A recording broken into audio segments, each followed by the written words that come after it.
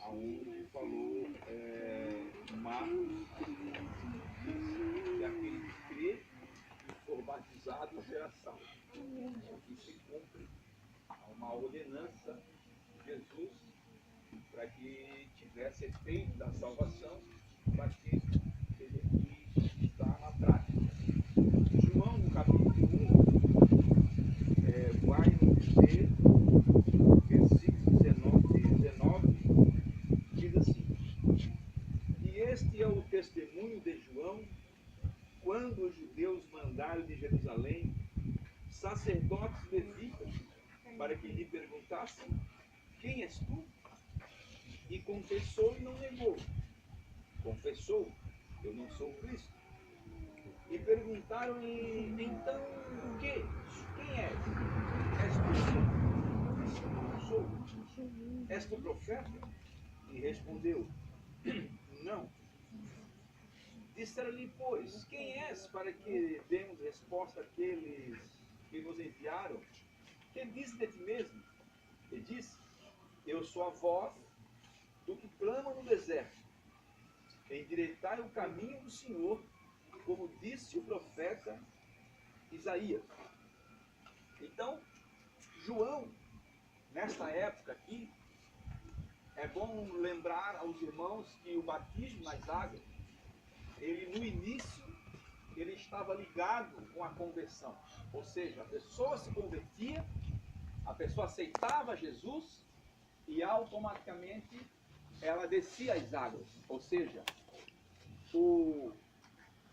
a realidade da salvação, da aceitação de Cristo era com o batismo nas águas. Ninguém que aceitava Jesus naquela época deixava de descer as águas. Aí, com o passar dos tempos, a gente foi melhorando a situação, dando um discipulado.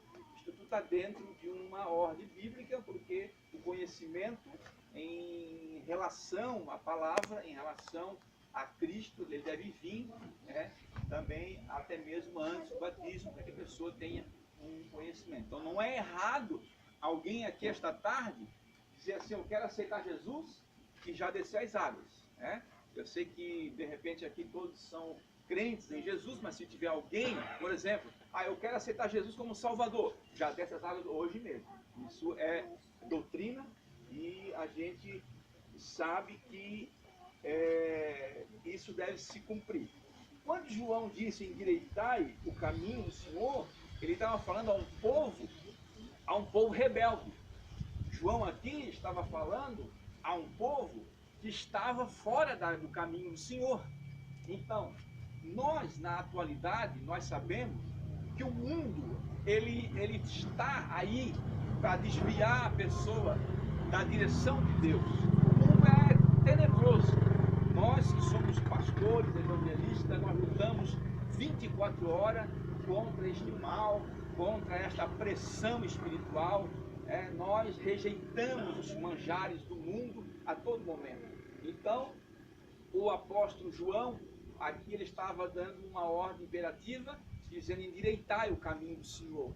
Então, se porventura nós aqui esta tarde temos talvez vivido, porque quando a pessoa desce as águas, não é que ela dali para frente ela não vai mais errar, não, ela continua com a mesma, digamos assim, com a mesma humanidade, enfrentando as mesmas batalhas, enfrentando as mesmas guerras espirituais, do dia a dia. Então, ela vai, na verdade, cumprir a palavra do Senhor, e diz que é todo aquele que for batizado, aquele que crê e for batizado será salvo. Mas ele ordenava lá, naquela época, para que o caminho do Senhor fosse endireitado. Como assim? Deixando tudo aquilo que vem atrapalhar a convivência com Cristo, abandonando os manjares do rei, abandonando os pratos como Daniel rejeitava os manjares do rei de Babilônia naquela época. Então nós temos que viver uma vida fugindo, como disse Paulo, de todo o pecado, de todo o embaraço, como disse Hebreus, que estão de perto nos rodeia, e corramos com paciência a proposta que foi designada de estar realmente firmado no Senhor. João, ele vai dizer, lá no versículo 26, ele vai dizer, João respondeu dizendo, eu batizo com água, mas no meio de vós há um a quem vós não conheceis. Este é aquele que vem após mim, que foi antes de mim, do qual eu não sou digno de desatar a correia da alparca. Estas coisas aconteceram em Betânia, do outro lado do Jordão, onde João estava batizando. No dia seguinte, João viu a Jesus que vinha para ele e disse, eis o Cordeiro de Deus que tira o pecado do mundo. Este é aquele a qual eu disse, após mim vem um varão que foi antes de mim, porque já era primeiro do que eu. Então, Jesus, ele continua e vai continuar até o milênio, tentando fazer com que as pessoas se arrependam dos seus pecados. Então, nós lutamos, irmão Pedro, contra um mundo corrompido. Nós lutamos contra um mundo tenebroso. E Jesus está ao nosso lado. Para quê? Quando a gente pecar, porque não tem momento, não tem hora, não tem dia para se cometer pecado, Jesus está ali para perdoar os nossos pecados. Mas não vem ao caso que nós vamos agora dar liberdade para o pecado, né, pastor? Porque a pessoa diz, Jesus perdoa o pecado, ele perdoa tudo, então nós vamos agora continuar pecando. Não. O batismo, ele simboliza um sepultamento, né, de Jesus, e ao mesmo tempo simboliza a ressurreição de Jesus, trazendo para os nossos dias, para a prática do batismo.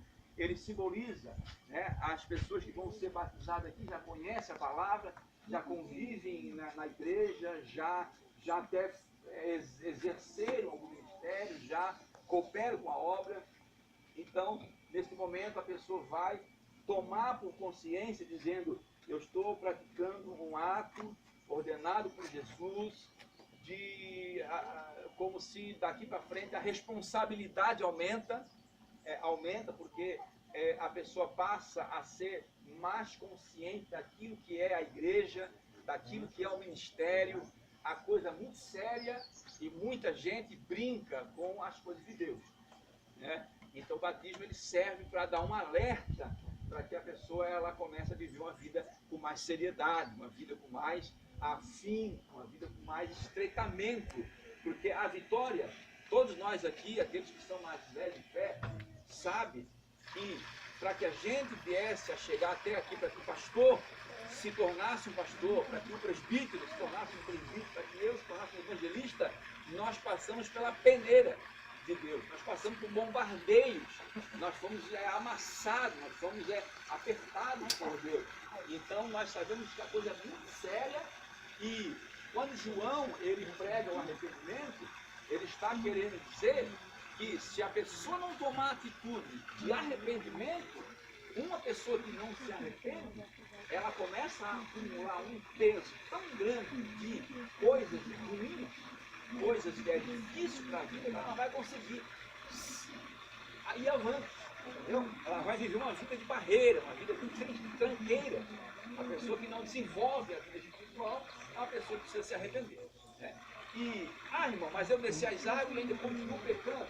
Eu tenho esse problema, tenho um problema lá. Meu irmão, você sabe que existem duas coisas que a gente deve pensar. Se eu pegar essa bacia, que está aqui, e lavar ela, depois que eu lavo essa bacia, eu deixo essa bacia aqui no canto, essa bacia está limpa, correto?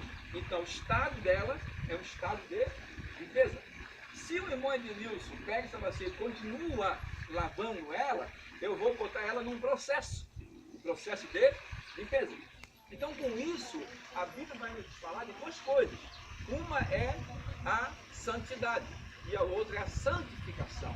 Então, para que nós venhamos a eliminar esse mal que nos prende, alguns pecados que nos prendem, nós devemos continuar no processo de santificação. E como se faz isso, irmão? Como que eu saio desses pecadinhos que me amarram? Você deve começar a entrar na oração, no jejum, leitura da palavra, se afugentar, porque a gente hoje perde mais tempo, como todo mundo já sabe, muito mais tempo nós perdemos no Facebook do que na palavra de Deus.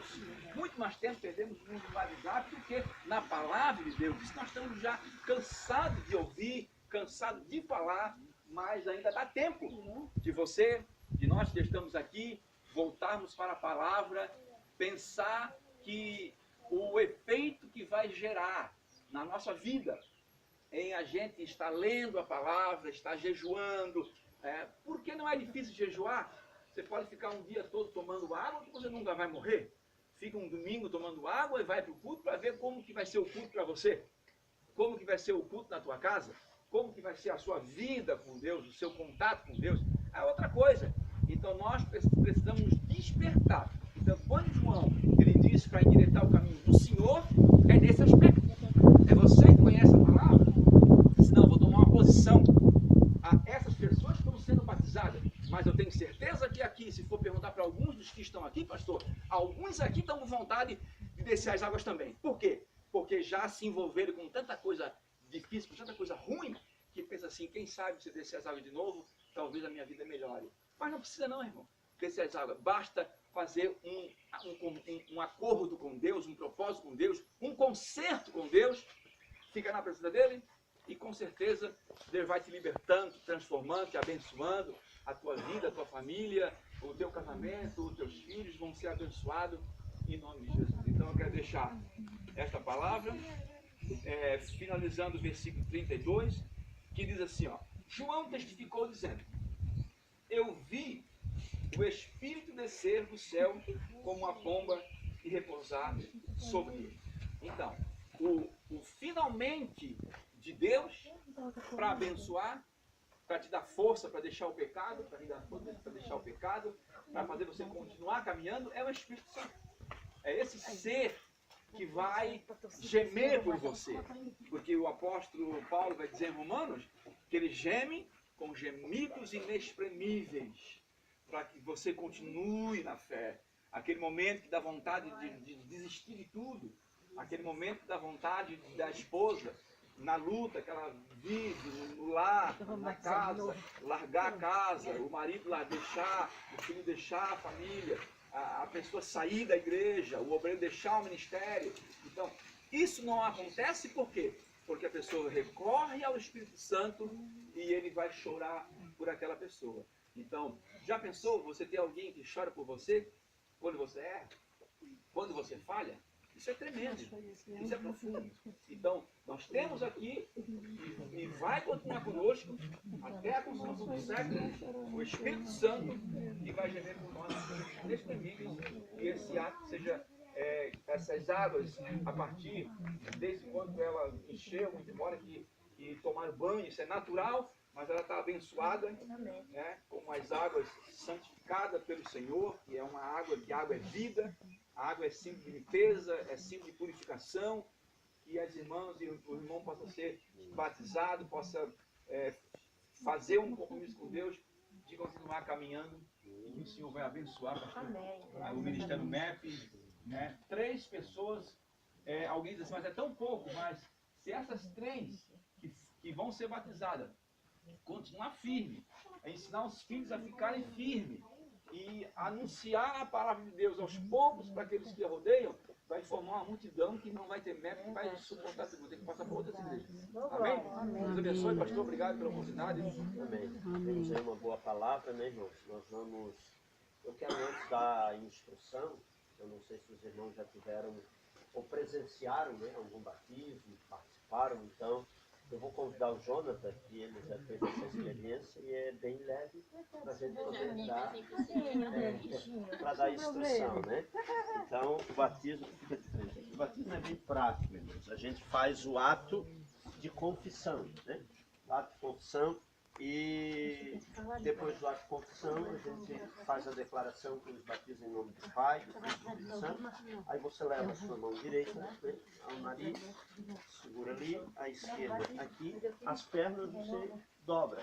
E o corpo você pode ficar tranquilo, né, que vai estar eu e o presbítero irmão Pedro, e a gente vai conduzir ele até embaixo d'água. É simples, a água se torna até mais leve do que aqui fora. Então a gente segura e, ó, deitou, volta novamente, está batizado.